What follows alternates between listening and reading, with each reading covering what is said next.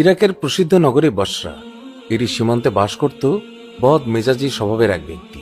তার মূল নাম যাই হোক না কেন, সকলের নিকট সে আবু সালামা নামেই পরিচিত, আর এই নামে সে সর্বত্র প্রসিদ্ধি লাভ করেছে।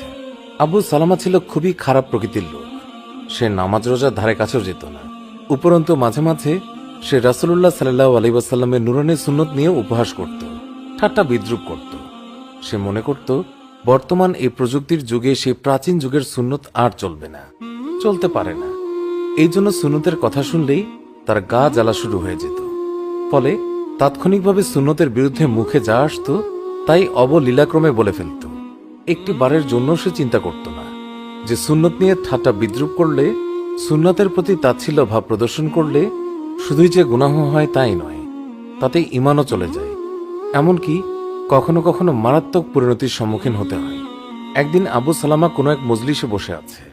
এমন সময় একটি গুরুত্বপূর্ণ সুন্নত মিসওয়াকের ফজিলত সম্পর্কে আলোচনা করা শুরু হলে সে বলে উঠল, খোদার কসম, আমি আমার পেছনের রাস্তা ব্যতীত অন্য কোথাও মিসওয়াক ব্যবহার করব না।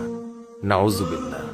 এই কথা বলে সত্যি সত্যি সে একটি মিসওয়াক নিয়ে তার পশ্চাৎদেশে ঢুকিয়ে দেয় এবং পুনরায় বের করে আনে। এই ঘটনা প্রত্যক্ষ করে সকলেই হতবিহ্বল হয়ে পড়ে। কেউ কেউ সাহস করে তাকে ধিক্কার দিয়ে বলতে থাকে, আবু সালামা, এ কি করলে তুমি? নবীর সুন্নতের সঙ্গে এমন বেয়াদবি করলে? জানি তুমি সুন্নতকে ভালোবাসো না, সুন্নতের কথা তুমি শুনতেই পারো না, তাই বলে প্রকাশ্যে তুমি সুন্নতের এত বড় অবমাননা করতে পারবে তা আমরা কল্পনাও করতে পারিনি। এক্ষুনি তুমি তওবা করো, খোদার দরবারে কেঁদে কেটে মাফ চাও, নইলে সেদিন হয়তো বেশি দূরে নয় যেদিন তোমাকে এর জন্য চড়া মূল্য দিতে হবে, তোমাকে কঠিন শাস্তির সম্মুখীন হতে হবে। আবু সালামা তাদের কথা মোটেও আমলে নিল না। উপরন্তু সে মুখ ভেঙচিয়ে উদ্যত ভাব দেখিয়ে বলল, আরে রাখো তোমাদের এইসব কথা, আমি এগুলো মোটেও ভয় পাই না, সামান্যতম পরোয়াও করি না। তোমরা দেখবে আমার কিছুই হবে না। সুন্নতের সঙ্গে এইরূপ অশালীন আচরণ এবং তার অদ্ভুতপূর্ণ কথায় মজলিসের সকলেই তার উপর ক্ষুব্ধ হলেন। তারা তাকে বিভিন্নভাবে বোঝাতে চেষ্টা করল, কিন্তু সকল চেষ্টাই ব্যর্থ হল। অবশেষে ভীষণ মনোকষ্ট নিয়ে প্রত্যেকে যার যার ঘরে ফিরল। ঘটনার 9 মাস পরের কথা। একদিন আবু সালামার পেটে প্রচন্ড ব্যথা শুরু হলো।